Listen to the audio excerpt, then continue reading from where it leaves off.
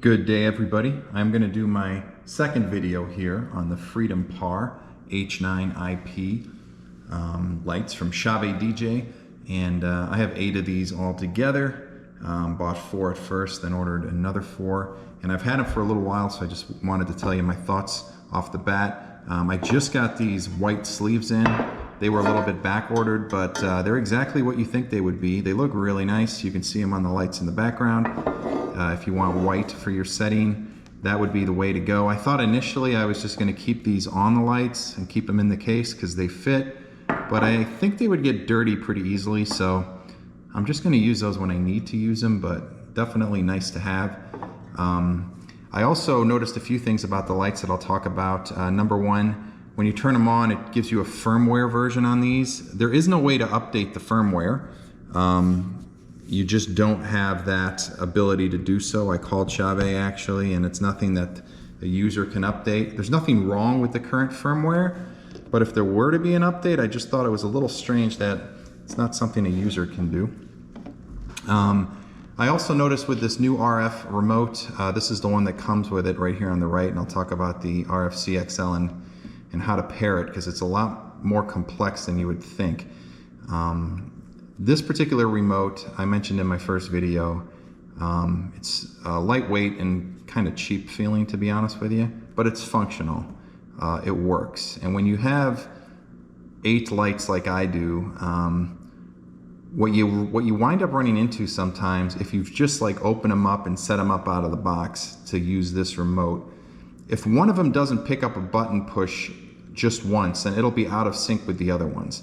So when you try to change the colors or change the auto program, it goes from 1 to 8, one will be behind. Or if you're on a color and you press up and down to change the colors, it'll be behind a color. So 7 lights could be blue, 1 would be red, and it's really tough to fix that because every time you hit a button, all the lights change. The old IR remote, you pointed it a little bit more directly.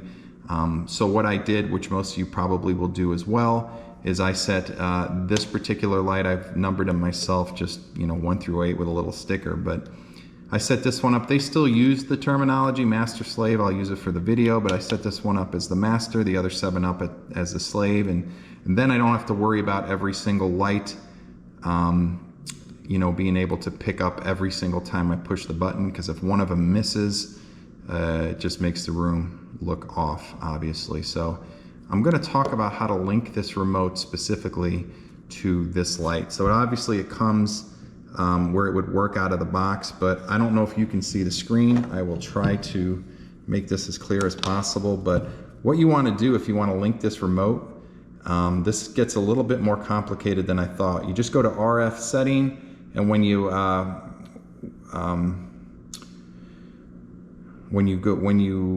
go to that setting, you can click on the link feature, and then if you hit enter, it activates it. And what you want to do on this remote is press and hold the blackout button, and you'll see on the screen it says RF connected. So now just this remote is going to control this light and all the other lights that are synced up with it.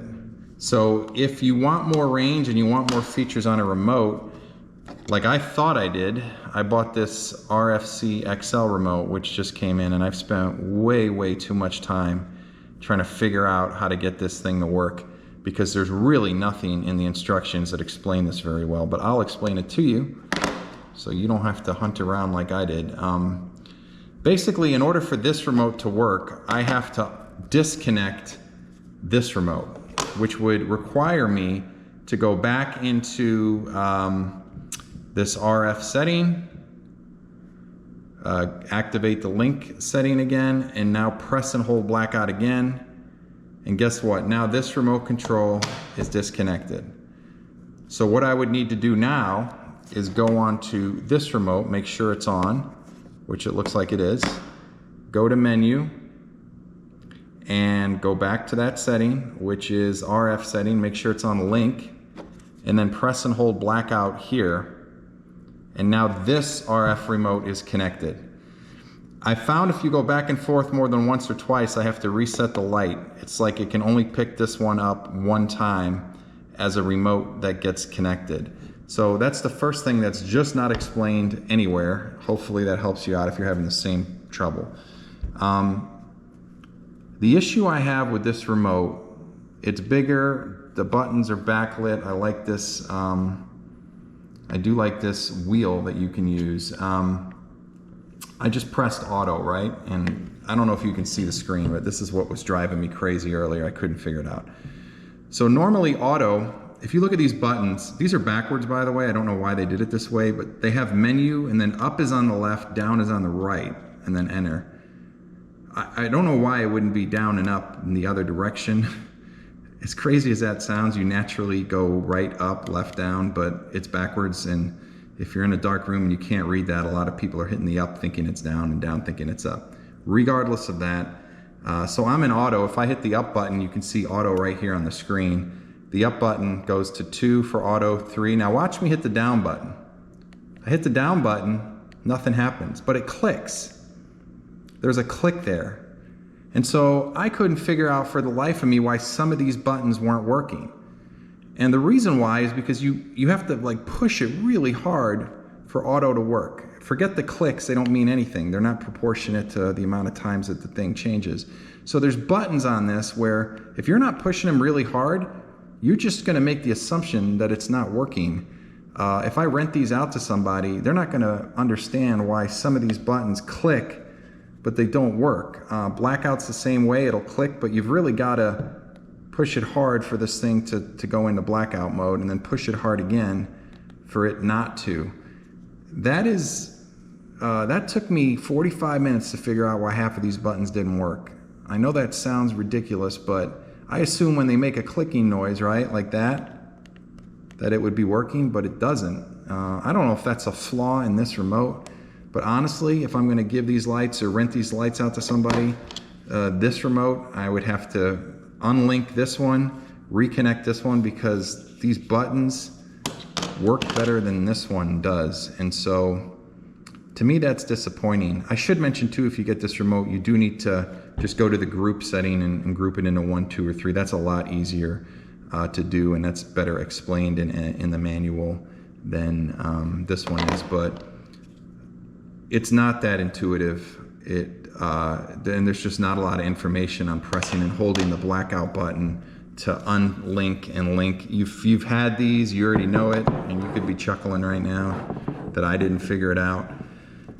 The lights themselves are awesome. They work great. The battery life is tremendous. They're bright. The color mix is incredible. I love them.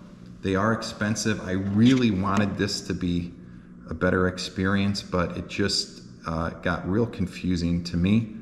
And I want to make sure you know it does technically work as it should, but I think it just needs to be a little bit more responsive for, you know, 130 to 150 bucks depending on where you buy it. But hopefully that helps you a little bit with how to hook up and change the remotes on these brand new Freedom Par lights. And that's all I wanted to share with you. So have a great day.